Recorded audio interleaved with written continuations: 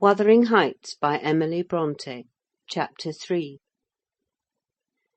While leading the way upstairs, she recommended that I should hide the candle, and not make a noise, for her master had an odd notion about the chamber she would put me in, and never let anybody lodge there willingly. I asked the reason. She did not know, she answered. She had only lived there a year or two, and they had so many queer goings-on she could not begin to be curious. Too stupefied to be curious myself, I fastened my door and glanced round for the bed.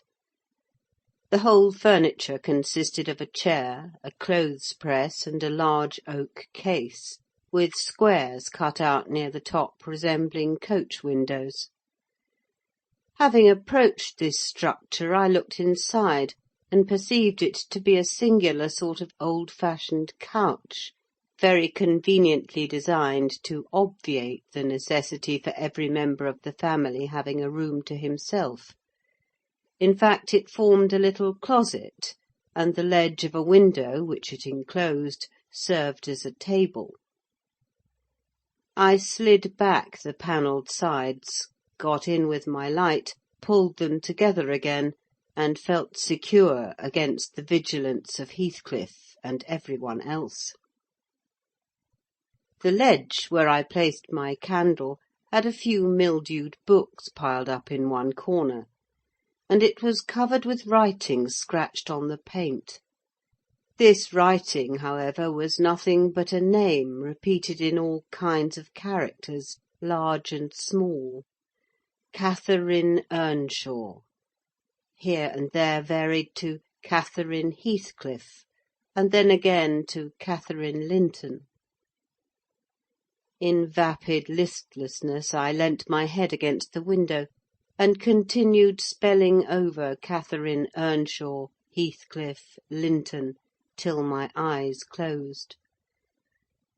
But they had not rested 5 minutes when a glare of white letters started from the dark, as vivid as spectres.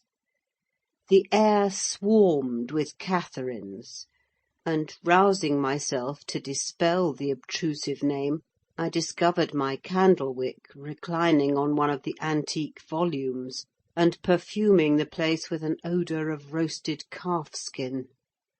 I snuffed it off, and, very ill at ease under the influence of cold and lingering nausea, sat up and spread open the injured tome on my knee. It was a Testament in lean type, and smelling dreadfully musty. A fly-leaf bore the inscription, "Catherine Earnshaw, her book," and a date some 1/4 of a century back. I shut it, and took up another and another, till I had examined all. Catherine's library was select, and its state of dilapidation proved it to have been well used, though not altogether for a legitimate purpose. Scarcely one chapter had escaped a pen-and-ink commentary, at least the appearance of one, covering every morsel of blank that the printer had left. Some were detached sentences, other parts took the form of a regular diary, scrawled in an unformed, childish hand. At the top of an extra page, quite a treasure probably when first lighted on, I was greatly amused to behold an excellent caricature of my friend Joseph, rudely yet powerfully sketched. An immediate interest kindled within me for the unknown Catherine, and I began forthwith to decipher her faded hieroglyphics. "An awful Sunday," commenced the paragraph beneath. "I wish my father were back again. Hindley is a detestable substitute. His conduct to Heathcliff is atrocious. H. and I are going to rebel. We took our initiatory step this evening.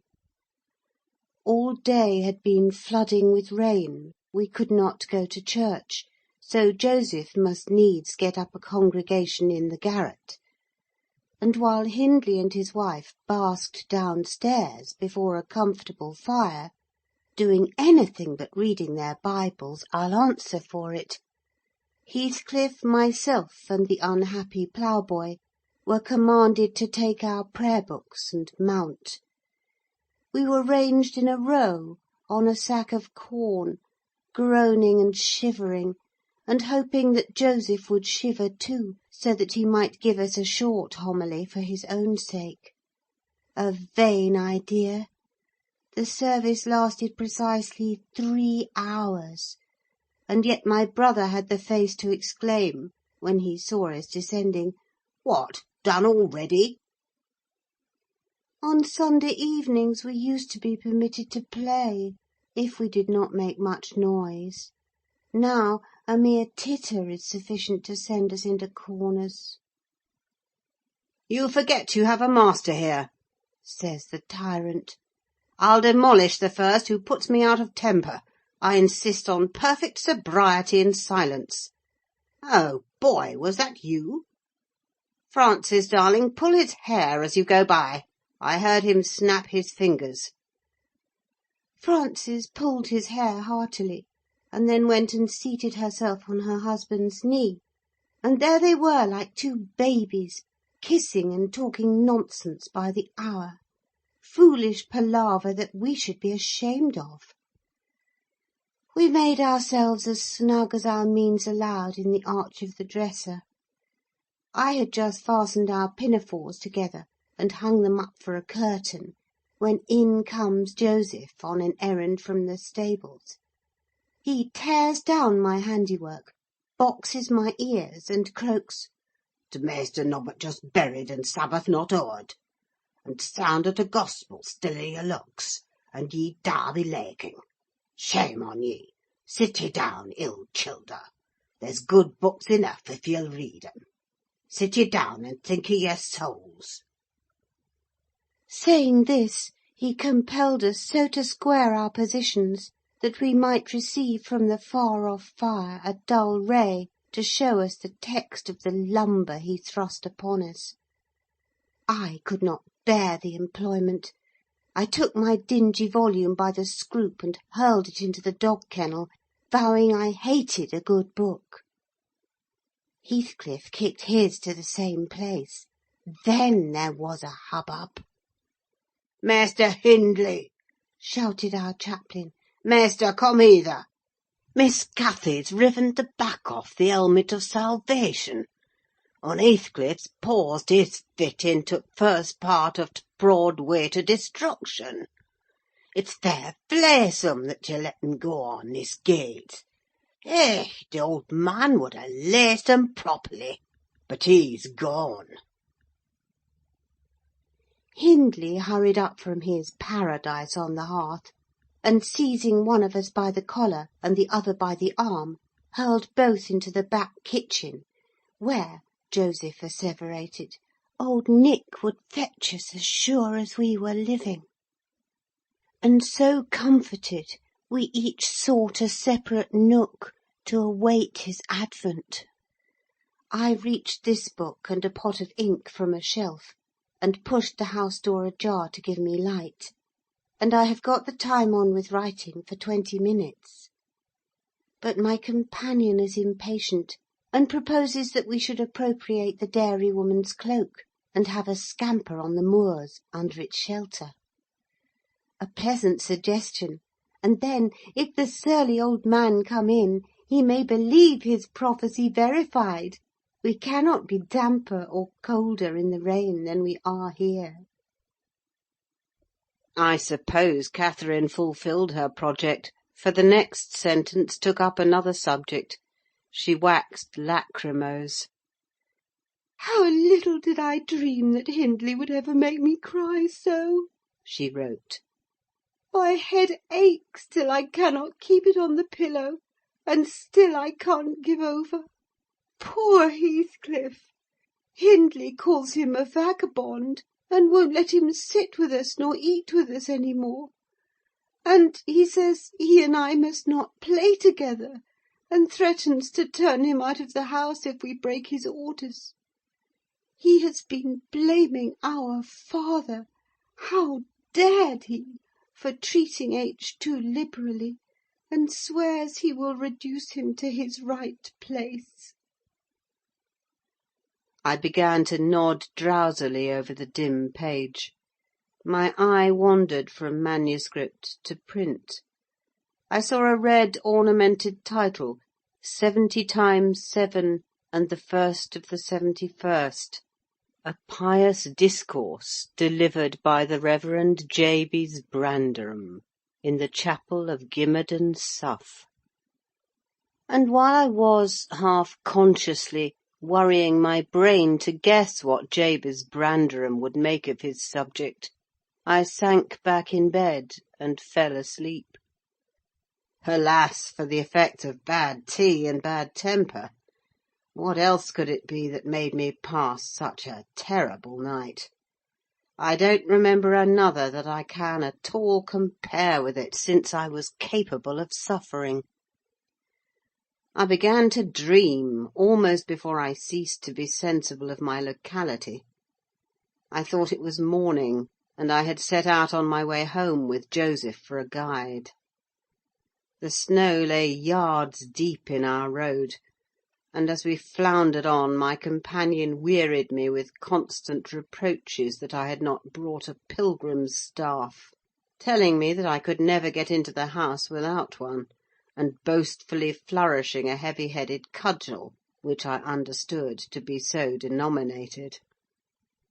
For a moment I considered it absurd that I should need such a weapon to gain admittance into my own residence. Then a new idea flashed across me. I was not going there. We were journeying to hear the famous Jabez Branderham preach from the text 70 times 7, and either Joseph the preacher or I had committed the first of the 71st, and were to be publicly exposed and excommunicated. We came to the chapel. I have passed it, really, in my walks, twice or thrice. It lies in a hollow between two hills, an elevated hollow near a swamp, whose peaty moisture is said to answer all the purposes of embalming on the few corpses deposited there. The roof has been kept whole hitherto, but as the clergyman's stipend is only £20 per annum, and a house with 2 rooms, threatening speedily to determine into one, no clergyman will undertake the duties of pastor, especially as it is currently reported that his flock would rather let him starve than increase the living by 1 penny from their own pockets. However, in my dream, Jabez had a full and attentive congregation, and he preached, good God, what a sermon! Divided into 490 parts, each fully equal to an ordinary address from the pulpit, and each discussing a separate sin. Where he searched for them I cannot tell. He had his private manner of interpreting the phrase, and it seemed necessary the brother should sin different sins on every occasion. They were of the most curious character, odd transgressions that I never imagined previously. Oh, how weary I grew! How I writhed and yawned and nodded and revived! How I pinched and pricked myself, and rubbed my eyes, and stood up, and sat down again, and nudged Joseph to inform me if he would ever have done. I was condemned to hear all out. Finally, he reached the first of the 71st. At that crisis a sudden inspiration descended on me. I was moved to rise and denounce Jabez Branderham as the sinner of the sin that no Christian need pardon. "Sir," I exclaimed, "sitting here within these 4 walls at one stretch, I have endured and forgiven the 490 heads of your discourse. 70 times 7 times have I plucked up my hat and been about to depart. 70 times 7 times have you preposterously forced me to resume my seat. The 491st is too much. Fellow martyrs, have at him, drag him down and crush him to atoms, that the place which knows him may know him no more. Thou art the man, cried Jabez, after a solemn pause, leaning over his cushion. 70 times 7 times didst thou gapingly contort thy visage. 70 times 7 did I take counsel with my soul. Lo, this is human weakness, this also may be absolved. The first of the 71st is come. Brethren, execute upon him the judgment written. Such honour have all his saints.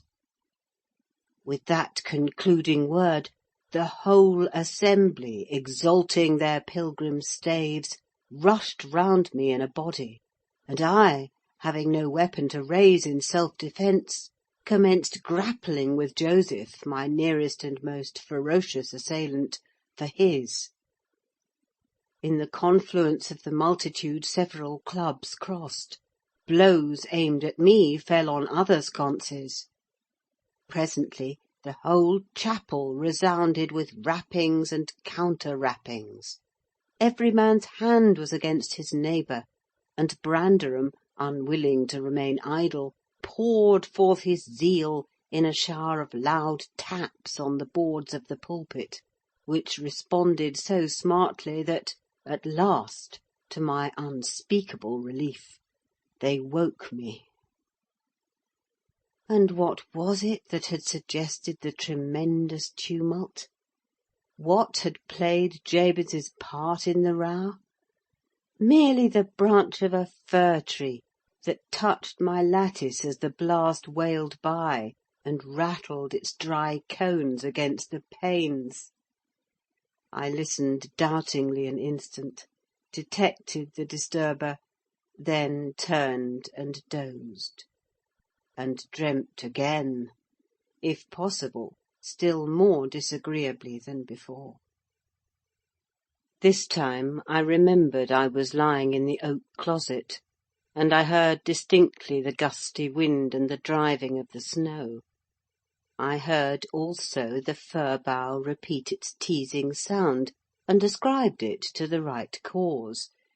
But it annoyed me so much that I resolved to silence it if possible, and, I thought, I rose and endeavoured to unhasp the casement.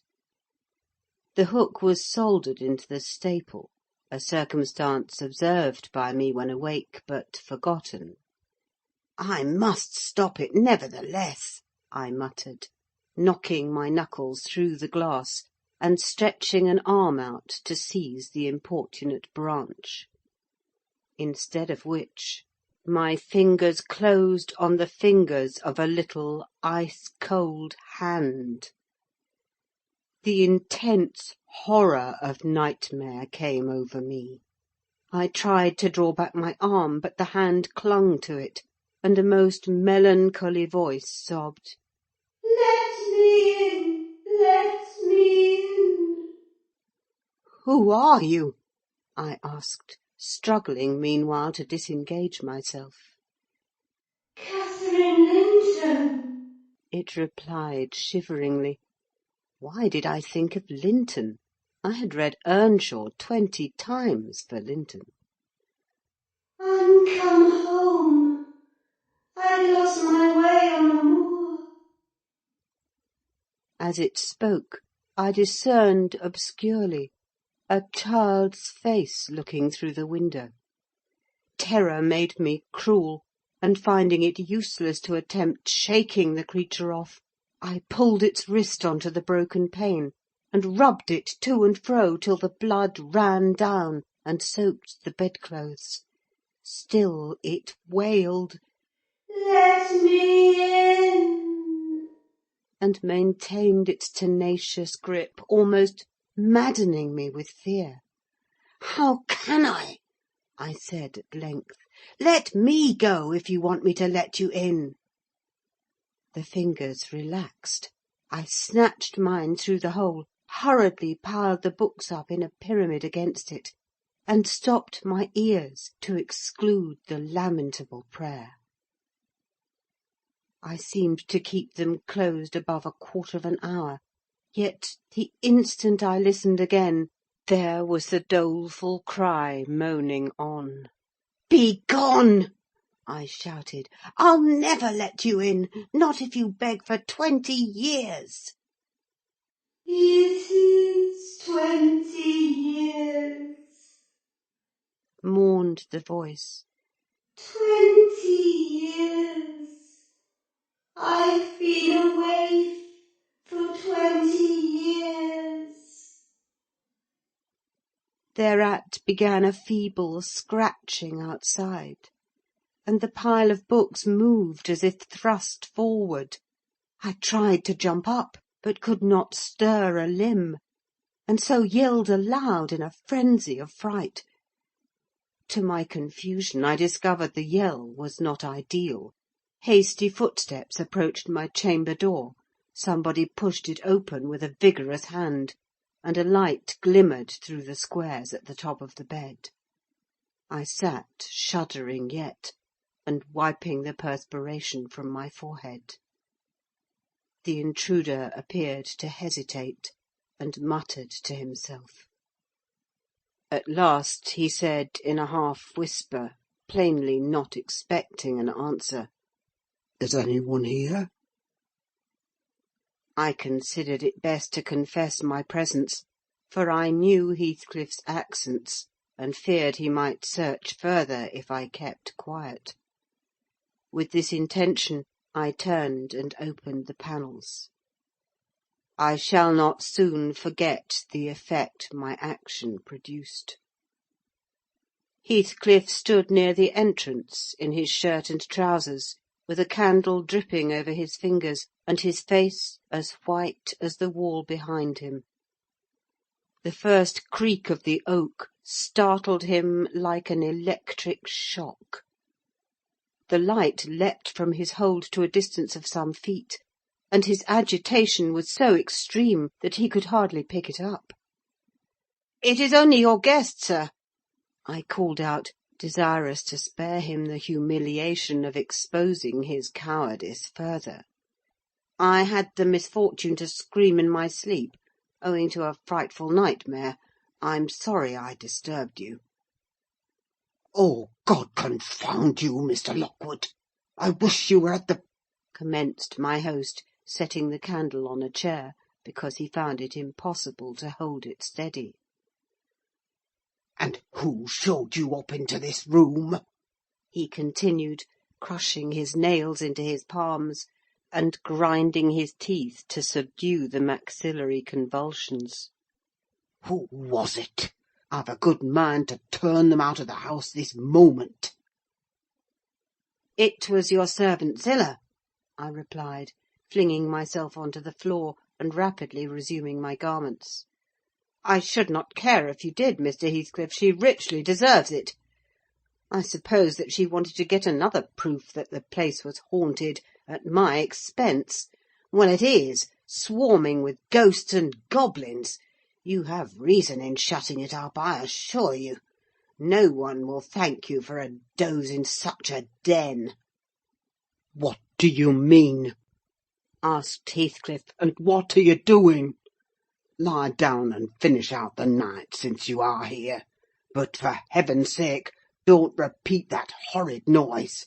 Nothing could excuse it, unless you were having your throat cut." "If the little fiend had got in at the window, she probably would have strangled me," I returned. "I'm not going to endure the persecutions of your hospitable ancestors again. Was not the Reverend Jabez Brandram akin to you on the mother's side? And that minx Catherine Linton, or Earnshaw, or however she was called, she must have been a changeling, wicked little soul. She told me she had been walking the earth these 20 years, a just punishment for her mortal transgressions, I've no doubt. Scarcely were these words uttered, when I recollected the association of Heathcliff's with Catherine's name in the book, which had completely slipped from my memory till thus awakened. I blushed at my inconsideration, but, without showing further consciousness of the offence, I hastened to add, "The truth is, sir, I passed the first part of the night in—" Here I stopped afresh. I was about to say, perusing those old volumes. Then it would have revealed my knowledge of their written as well as their printed contents. So, correcting myself, I went on, "in spelling over the name scratched on that window-ledge, a monotonous occupation, calculated to set me asleep, like counting, or—" What can you mean by talking in this way to me?" thundered Heathcliff, with savage vehemence. How dare you, under my roof? God, he's mad to speak so!" And he struck his forehead with rage. I did not know whether to resent this language or pursue my explanation, but he seemed so powerfully affected that I took pity, and proceeded with my dreams, affirming I had never heard the appellation of Catherine Linton before, but reading it often over produced an impression which personified itself when I had no longer my imagination under control. Heathcliff gradually fell back into the shelter of the bed as I spoke, finally sitting down almost concealed behind it. I guessed, however, by his irregular and intercepted breathing, that he struggled to vanquish an excess of violent emotion. Not liking to show him that I had heard the conflict, I continued my toilet rather noisily, looked at my watch, and soliloquized on the length of the night. "Not 3 o'clock yet. I could have taken oath it had been 6. Time stagnates here. We must surely have retired to rest at 8. "Always at 9 in winter, and rise at 4. Said my host, suppressing a groan, and, as I fancied, by the motion of his arm's shadow, dashing a tear from his eyes. "Mr. Lockwood," he added, "you may go into my room. You'll only be in the way, coming downstairs so early, and your childish outcry has sent sleep to the devil for me." "And for me too," I replied. "I'll walk in the yard till daylight, and then I'll be off. And you need not dread a repetition of my intrusion. I'm now quite cured of seeking pleasure in society, be it country or town. A sensible man ought to find sufficient company in himself." "Delightful company," muttered Heathcliff. "Take the candle and go where you please. I shall join you directly. Keep out of the yard, though, the dogs are unchained, and the house— Juno mounts sentinel there. And, nay, you can only ramble about the steps and passages. But away with you. I'll come in 2 minutes." I obeyed so far as to quit the chamber, when, ignorant where the narrow lobbies led, I stood still, and was witness, involuntarily, to a piece of superstition on the part of my landlord which belied oddly his apparent sense. He got on to the bed and wrenched open the lattice, bursting, as he pulled at it, into an uncontrollable passion of tears. "Come in, come in," he sobbed. "Cathy, do come. Oh, do, once more. Oh, my heart's darling, Hear me this time, Catherine, at last!" The spectre showed a spectre's ordinary caprice. It gave no sign of being, but the snow and wind whirled wildly through, even reaching my station, and blowing out the light. There was such anguish in the gush of grief that accompanied this raving, that my compassion made me overlook its folly, and I drew off, half angry to have listened at all, and vexed at having related my ridiculous nightmare, since it produced that agony, though why was beyond my comprehension. I descended cautiously to the lower regions, and landed in the back kitchen, where a gleam of fire, raked compactly together, enabled me to rekindle my candle. Nothing was stirring except a brindled grey cat, which crept from the ashes and saluted me with a querulous mew. 2 benches shaped in sections of a circle nearly enclosed the hearth. On one of these I stretched myself, and Grimalkin mounted the other.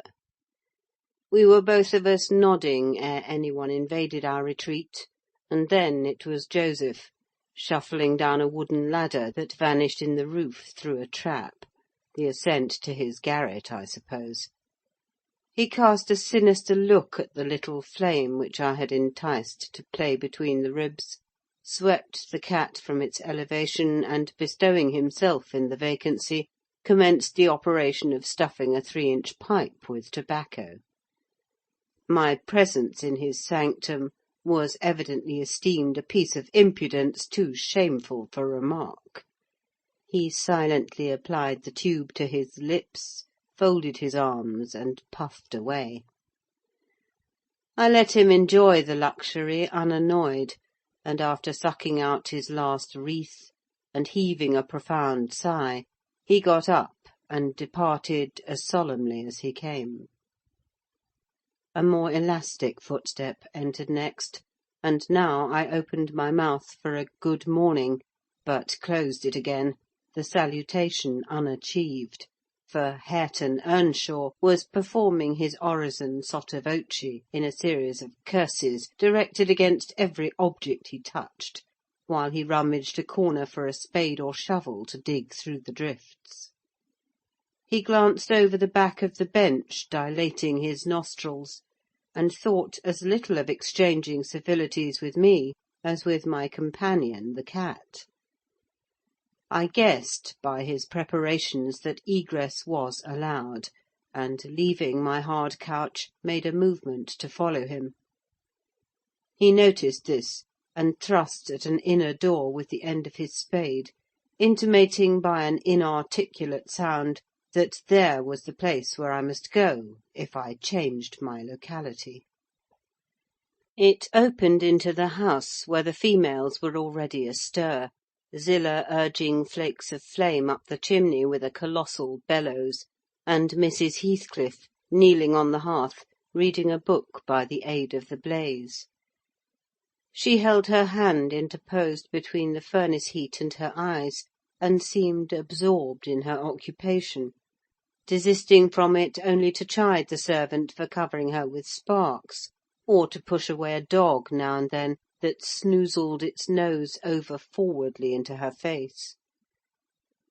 I was surprised to see Heathcliff there also. He stood by the fire, his back towards me, just finishing a stormy scene with poor Zillah, who ever and anon interrupted her labour to pluck up the corner of her apron and heave an indignant groan. "And you worthless—" he broke out as I entered, turning to his daughter-in-law, and employing an epithet as harmless as duck or sheep, but generally represented by a dash. "There you are at your idle tricks again. The rest of 'em do earn their bread. You live on my charity. Put your trash away and find something to do. You shall pay me for the plague of having you eternally in my sight. Do you hear, damnable jade?" "I'll put my trash away, because you can make me if I refuse," answered the young lady, closing her book and throwing it on a chair. "But I'll not do anything, though you should swear your tongue out, except what I please." Heathcliff lifted his hand, and the speaker sprang to a safer distance, obviously acquainted with its weight. Having no desire to be entertained by a cat-and-dog combat, I stepped forward briskly, as if eager to partake the warmth of the hearth, and innocent of any knowledge of the interrupted dispute. Each had enough decorum to suspend further hostilities. Heathcliff placed his fists, out of temptation, in his pockets. Mrs. Heathcliff curled her lip, and walked to a seat far off, where she kept her word by playing the part of a statue during the remainder of my stay. That was not long. I declined joining their breakfast, and at the first gleam of dawn took an opportunity of escaping into the free air, now clear and still, and cold as impalpable ice.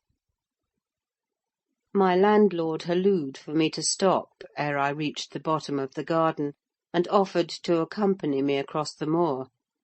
It was well he did, for the whole hill-back was one billowy white ocean, the swells and falls not indicating corresponding rises and depressions in the ground.